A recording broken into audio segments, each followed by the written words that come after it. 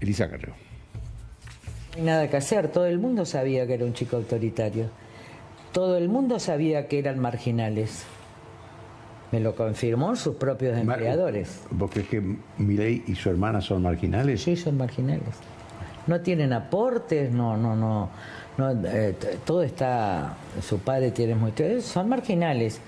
Y la cajera, así como dije en el 2003, el cajero es debido, y fue debido, ¿no? Y después Lázaro Báez, ahora digo, la cajera es Karina. Pero no Karina solo... Milei. Sí. Bien, acá está la señora. ¿Qué sabía Lilita cuando dijo eso? Porque eso lo dijo en marzo, ¿eh? Sí. Bueno, me parece que después también, o en otra, yo creo que vengo cada 3 meses o cada 5 meses a la televisión, ¿no? Y me da seguridad, pero ayer estábamos comentando que yo quería ir a otro lugar, porque, bueno, siempre estuve acostumbrada a ir a otro lugar, y digo, los chicos se están equivocando, ¿no? Me dicen, no me estoy equivocando. Dije, ¿dónde fui yo con Magdalena? Que fui a tu primer programa, programa, y era... Dos en la noticia. Sí, porque tengo la foto ahí, y era el 97. Sí. Así que, 97, claro, yo asumí como diputada en el 95. Hace muchos años, ¿no? No solo eso, sino que nosotros estamos en medio de una investigación muy grande en el tema, en el peor dilema que tiene hoy el país, que es la salud, y en algo que está dejando sin salud a toda la nación. En esta agencia, o más amplio es. Mucho más amplio. Y donde claramente está involucrada Karina Milei, que es el personaje más oscuro y que es inescindible. Su codicia y su forma de ejercicio del poder es inescindible de Milei. A mí no me digan que Karina acumula dinero y recauda dinero y no está su hermano. Son inescindibles, lo han dicho los dos. Eso te quería preguntar. Karina Milei. Milei es Karina. Eso te quería preguntar. Si vos ves alguna Pero posibilidad. ustedes no denotan la oscuridad en la cara de esa mujer. Las mujeres lo entendemos mucho mejor que los hombres. Ahora, ¿nosotros nos bancamos esa oscuridad? Bueno, déjame que te haga una pregunta. ¿Es posible, hay una posibilidad, según tu percepción, de que Milei ignore esto, Javier Milei? Es imposible. Porque muchas versiones dicen, yo nunca hablé con él en cada gobierno privado, pero... acumula según su naturaleza. Lo que pasa es que pasamos de la etapa de distintas matrices de corrupción, ¿no? Acá, para que entender la historia, la matriz que vos la estudiaste, la matriz de corrupción menemista es muy parecida a esta matriz. Claro. Yo voy a explicar porque esto tiene mucho componente menemista. En realidad se trata de dos formas del peronismo. No vayan a creer que los que votan en contra del kirchnerismo no están votando una forma nueva, distinta del peronismo. Acá, sea Milei o sea Cristina, están votando peronismo, sobre todo en el Gran Buenos Aires. Primera distinción, cuando el que vota a Quintela en La Rioja y vota a los de Lule Menem acá, están votando formas del PJ. Claro. Nosotros estamos enredados en dos formas antirrepublicanas. Y yo tengo muchas amistades con peronismo republicano, ¿eh? Esto no quiere decir que yo esté en Somos con personas que vienen del peronismo y que creo que son republicanas. Hay un peronismo republicano, pero acá no está, ¿no? ¿Y cuál es Segundo, la diferencia nadie en la dude forma de que corrupción? Francos forma parte de un sector del peronismo. De hecho, ha sido funcionario, yo te diría casi controlador de lo que fue Scioli en el poder. Yo creo que es una figura clave hoy en medio de este desastre, porque es un cínico del poder. Es decir, es un hombre que tiene el estilo de poder defender lo indefendible. De hecho, como yo te conté, viene del cansancio moral del 2002, que pasó a ganar $25.000 con Euneiquian. Entonces, él puede defender lo indefendible, es un típico sofista de la vieja democracia griega. Pero que en este momento, donde lo demás es nada, es importante. Lo segundo que hay que decir es que efectivamente ella es la cajera, tanto en el caso Libra, que es un negocio para ellos, como en todo el negocio de la salud. Lo tercero, que hay personas que vienen directamente de la actividad privada al negocio de la salud. ¿Y quiénes son y que esos? la matriz de cuando la salud se convirtió en un negocio es la década del 90 y empieza básicamente con Alderete. Cuando... El que era interventor del PAMI. Exacto, que era un Director señor del PAMI. muy chiquitito, con conductas perversas, en lo personal, perversas, ¿eh? Yo no estoy hablando de identidades perversas, que tenía a su lado chicos de 15 y 16 años, menores de edad, con jacuzzis en el PAMI, y que inventó, a la luz de las sugerencias del Banco Mundial de la tercerización de la salud, un sistema de cápitas que se gerenciaban a través de sociedades anónimas. Entonces, muchas clínicas, los que estaban en federaciones médicas, etcétera, constituyeron SA. Y a partir de ahí ellos le daban el sistema de cápitas y ellos le daban el sistema de cápitas por cápita a grupos que les eran afines. Estas SA, que casi quedaron petrificadas, hicieron ricos a muchos médicos y clínicas. Yo los vi. Y algunos que no son médicos. Y algunos que no son médicos. Entre ellos, por ejemplo, está Lorenzetti. Esa es la raíz de la fortuna de Lorenzetti, y ahí están los Tita. Por eso ahora comandan prácticamente toda la salud de Rosario con las cápitas y han conformado una mafia. Yo hablé con todos los Tita porque entran y salen, donde está el hijo de Lorenzetti por ramificaciones. Esto está en la UIF. Muy bien. Ese sistema, ¿qué se hacía? Se pagaban las coimas de esas cápitas y se cobraban en distintos lugares, pisos en Buenos Aires. Yo lo interpelé, me acuerdo porque había muerto mi hermano, año 98, y me tocaron dos momentos. La acusación a Ollarvide Claro. por la vinculación con la Policía Federal, con el famoso Espartacus y además los cobros, y era por cobro de coimas para liberar a algunos.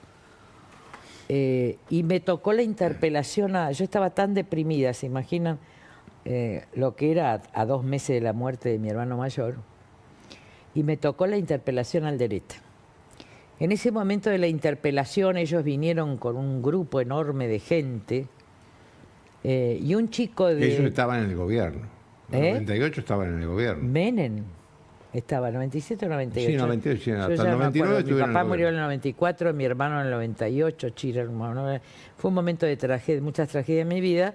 Y yo la verdad que se imaginan el estado en que yo estaba, tenía 42 años, 43, estaba en el medio de una tragedia personal y política también, con hijos muy chicos, y yo me enfrenté. En ese momento se me acerca un chico que tendría 18 años y me dice: diputada Carrió, diga la verdad. ¿Y cuál era la verdad? La verdad es que exponga la corrupción, que nadie la quería exponer. Una diputada radical me enfrenta y me dice: ¿cómo haces una denuncia penal? Acá, de Cote no Siglia era la diputada, o sea, acá se denuncia en el Parlamento, pero no se hacen denuncias penales. ¿Entienden la transversalidad por abajo? Claro.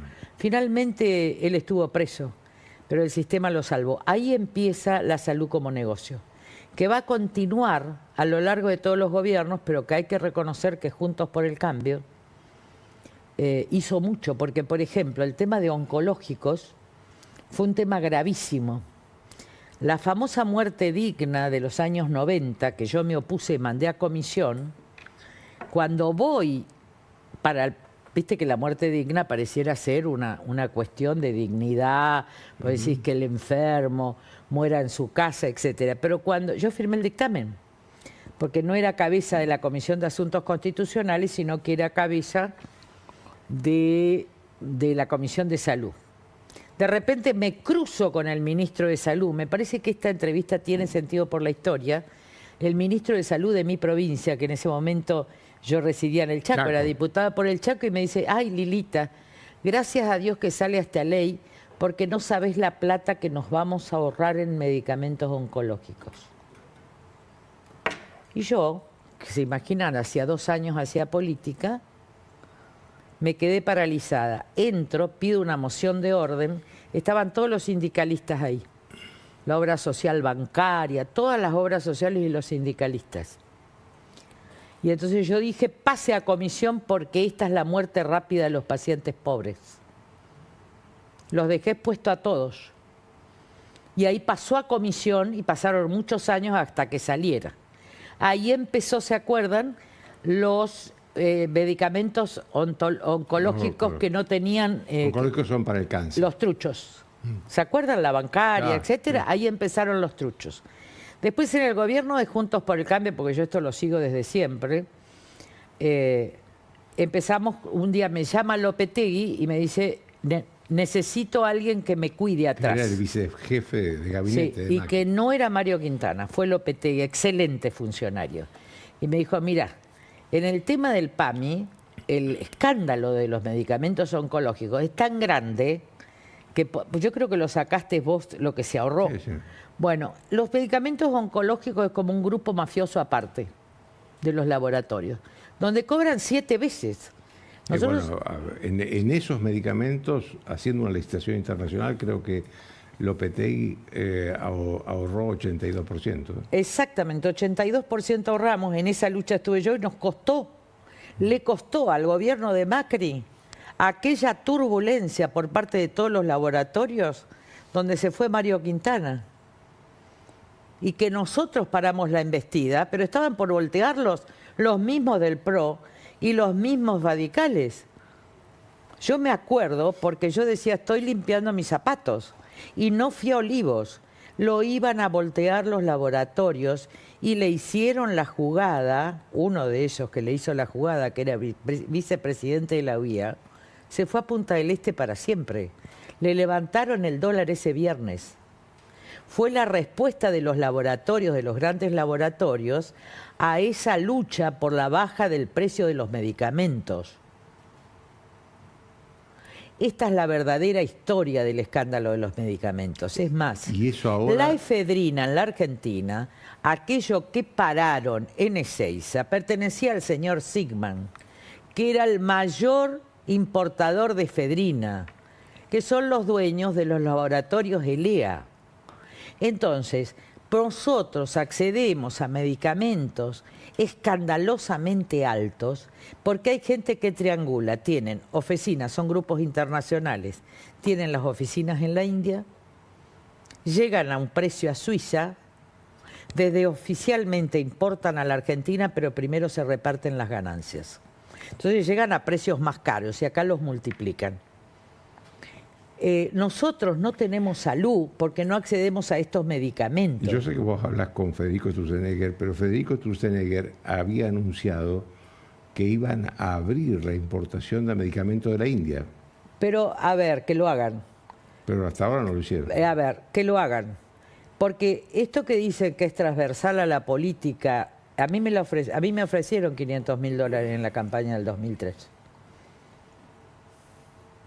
A mí me ofrecieron. Sí, Silfa. A través de una persona que yo conocía. Y yo dije que no y no teníamos plata ni para las boletas. Pagan a toda la clase política menos a la coalición cívica. ¿O ustedes creen por qué nunca me quisieron votar el establishment? Porque nunca le acepté plata a Techín. Porque no le acepté plata a Corporación América, que financió a este chico. Te lo puede decir Eunequian. Porque además de algunos ya soy amiga a tal altura, porque nunca recibí un peso de esto. Pero esto forma parte de esta mafia. Entonces, ¿qué pasa? En esa época, ¿quién era el hermano del presidente? Eduardo Menem. ¿Quién era su sobrino secretario? Lule Menem. ¿Quién compartía estos negocios? Yo creo que le han robado hasta el propio Menem de las coimas que cobraban, porque él era muy democrático en las coimas, podían robar todos. ¿Está claro? Pero... Sí, Menem era así, vivamos todos bien. Sí, vivamos todos bien, había plata de la CIDE, por eso había plata. A mí me contó el entonces presidente del Banco Central, cuando yo investigué el lavado de dinero, que ahora me voy a acordar. Pedro Pou. No, a ese lo destituimos, el anterior. Roque Fernández. No, el anterior, un gran hombre que había sido presidente del Banco Río, que pertenecía al grupo de, se había sido Pérez abogado, Compán, de los ¿no? Pérez Compán. Ese hombre me dijo, nos obligaron a ser corsarios, Elisa. Y él fue el que me mandó toda la documentación de todos los bancos, que finalmente permitió el informe sobre de cómo lavaban los propios bancos en la Argentina. El informe que vos presidiste. No, la parte de todos los bancos caídos, de cómo se endeudaban con ellos mismos y estafaban a la gente. Un gran hombre, la verdad. Y él me dijo, nos obligaron a ser corsarios. Muy bien, entonces, esta matriz de salud, Lule Menem. Ahora, ellos fueron haciendo negocios, porque no es que Eduardo Menem quedó pobre. Ella es familia de clase media de La Rioja. Eduardo Menem tiene un bienestar, muy amigo de Barra, muy amigo de Dromi. Era el jurista de la familia, entre comillas. Yo nunca lo saludé. A Eduardo Menem. Nunca. Y eso que fue presidente de la convención. Tenía mejor relación con Pierri que con Eduardo Menem. O sea, la historia de lo que es Eduardo Menem, de lo que es Lule Demen, de lo que es Rucauf, que es un hombre que firmó en la extinción de la guerrilla junto con María Estela Martínez de Perón y ahora es analista político y no sé qué se hizo, se había hecho un estiramiento, yo no puedo creer. Bueno, la verdad que reviven fantasmas. Muy bien, este negocio es el que está haciendo Lule Menem, con empresas que seguramente son amigas, porque ellos ascendieron de una clase social a otra. Entonces, tienen el negocio de seguridad, donde está Adrián, que fue compañero de banca Adrián mía. es hermano de Martín. Hermano de Martín, fue compañero en su momento cuando era jovencito de banca mío. Ah, porque era diputado nacional. Fue diputado nacional, no me acuerdo, ya no me pregunten las épocas porque soy una mujer transida que ha transitado muchos años, una amorosa persona, su madre de Martín es amorosa, un encanto de persona, yo tengo buen trato con Martín, pero bueno, esta es la matriz de corrupción del menemismo. Vos decís que dejó, que claro, hubo una matriz distinta con el kirchnerismo, pero ahora volvió. No, siguió con el kirchnerismo. Pero con otros métodos. No, con los mismos, porque una vez que una mafia se traba, después, por ejemplo, Sigman fue el empresario estrella del kirchnerismo. Sí. Y Ginés siguió con lo mismo. Cuando Ginés quiso traer el negocio ahora, Ginés González con García, el gobierno de Macri, yo le pedí a Forí, muy amigo de Ramón Hernández, ahí está la continuidad también del menemismo. Le digo a Forí, mira, yo presidente de la Comisión de Relaciones... Forí era el canciller de Macri. Canciller espantoso de Macri, que yo no sé cómo lo puso. Actual embajador. Pero fíjense cómo lo peor del menemismo sigue incluso Juntos por el Cambio. Pero yo respetaba porque era la presidencia del presidente. Nosotros éramos una coalición parlamentaria.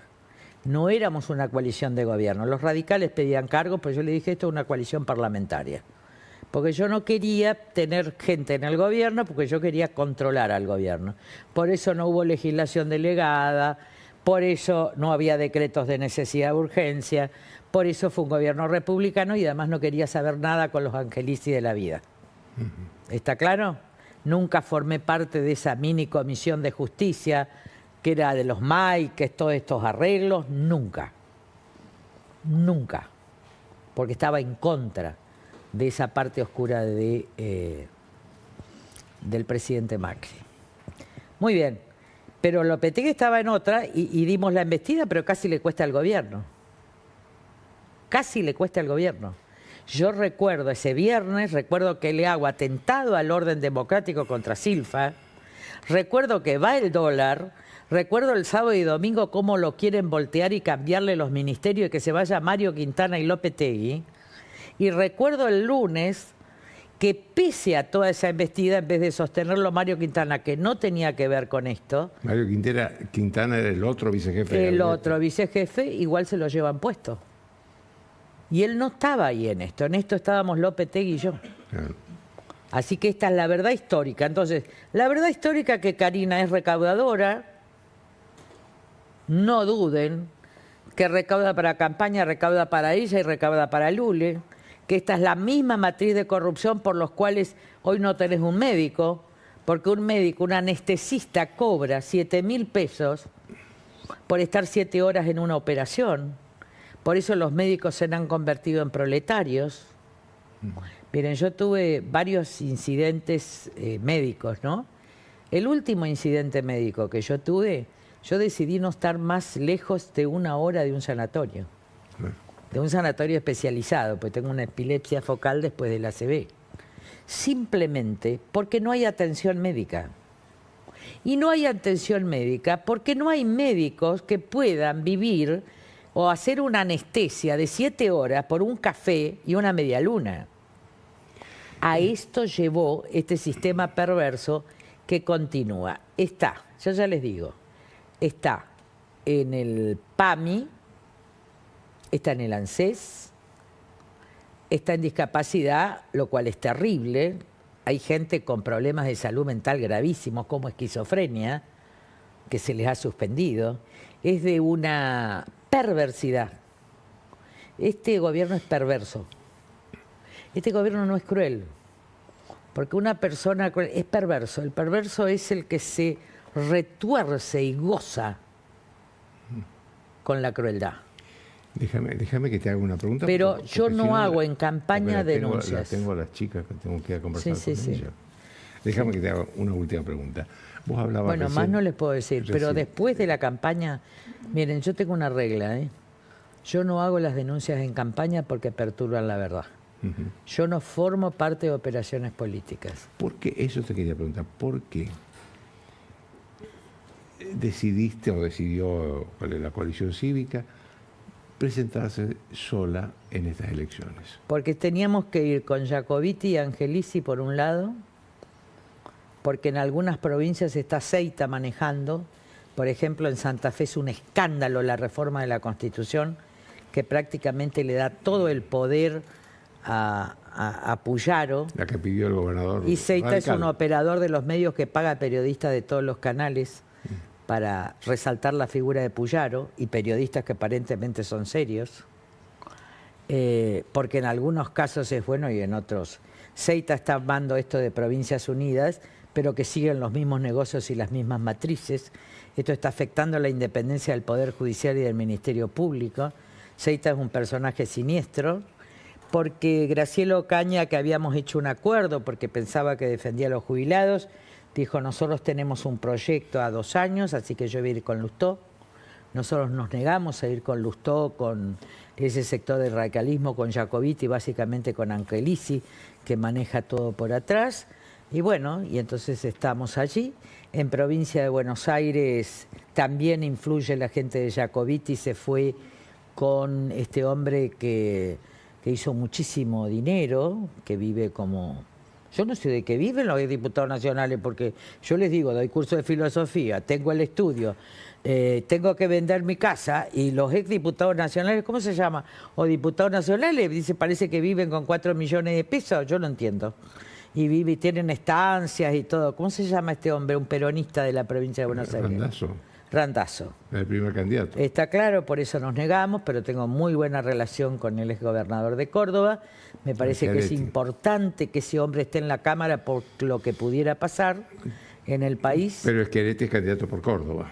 Claro, me parece que esa es una figura importante, porque lo que se ve hoy en el Parlamento, yo les digo que la situación institucional es muy grave, porque acá llegó una pandilla. Y los que no eran pandilla se convirtieron en pandilla. Yo cuando vi la foto de Bausili, además le tiemblan ya las manos a Toto Caputo, ¿vieron? Su voz es temblorosa, lo conozco mucho, están en un dilema, no sé cómo van a salir de esto con un encepado, digamos, en materia de encajes. El riesgo a país está altísimo. Creo que sostener las instituciones, por favor reconozcan a los que podemos estabilizar las instituciones. Los intendentes radicales están con nosotros, porque al final el radicalismo quedó sin representación en la provincia de Buenos Aires. Los intendentes del interior están con nosotros. Miren, yo una vez saqué el 1,8 y 2 años después saqué el 35. Así que yo sé que en algún momento yo ya no puedo aspirar a ningún cargo político, por razones personales, por razones de enfermedad y por razones de familia. Yo no puedo, creo que esta sociedad está siendo muy herida por las palabras. Creo que el insulto y la cuestión perversa, casi anal, de alguien que ha visto mucha pornografía infantil, nos ha hecho mucho daño a todos. Y ese daño es irreparable. Y le pido a la sociedad, en medio de un sufrimiento enorme, que medite que hay dos falsas narrativas que se retroalimentan. No hay más kirchnerismo, pero nunca hubo mileísmo. Si ustedes no se dan cuenta de esto, y yo no les estoy mintiendo, acá hay que recrear un poco las instituciones no se recrean con gatos, las instituciones no se recrean con luchas internas de gente que ni siquiera tiene conocimiento ni memoria. Es necesario, yo recuerdo por mi experiencia en la Cámara de Diputados, no es posible tener como candidato a diputado un insultante serial que quiere la balacera como Esper, que ha demostrado ser un insultante serial y un grosero. Ese no es el camino ese es el de una guerra civil. Y yo no quiero, yo quiero la reconciliación y la unidad de un pueblo, quiero la república y quiero el ajuste. Y le digo a Federico Sturzenegger, que el otro día dijo que la coalición cívica era funcional al kirchnerismo, que se calle la boca. Que quien está siendo funcional y está siguiendo la lógica de Menem, como la hizo Dromi, es repartir plata a las empresas constructoras para que cobren peajes sin hacer las obras. Mientras Vialidad quiere eliminar Vialidad, que es el que abre las rutas en la Ruta 40. Yo les digo que primero recorran el país. Estos chicos que viajan de Harvard a la Argentina y que no han recorrido ni la Ruta 14, ni la 12, ni la 11. Por favor, conozcan el país y sean menos. Y no me toquen. Porque si alguien inventó las LEVAC y trajo la tragedia al gobierno de Macri, ese se llama Federico Sturzenegger. Así que se calle la boca y que sepa todo lo que colaboramos por él. Que no hable más de nosotros. Que muchos terminaron presos por lo que hizo la pesca en África. Voy a hablar con mis amigas y colegas. Muy bien. Estuve un poquito dura, pero es necesario que la sociedad se dé cuenta. Chao.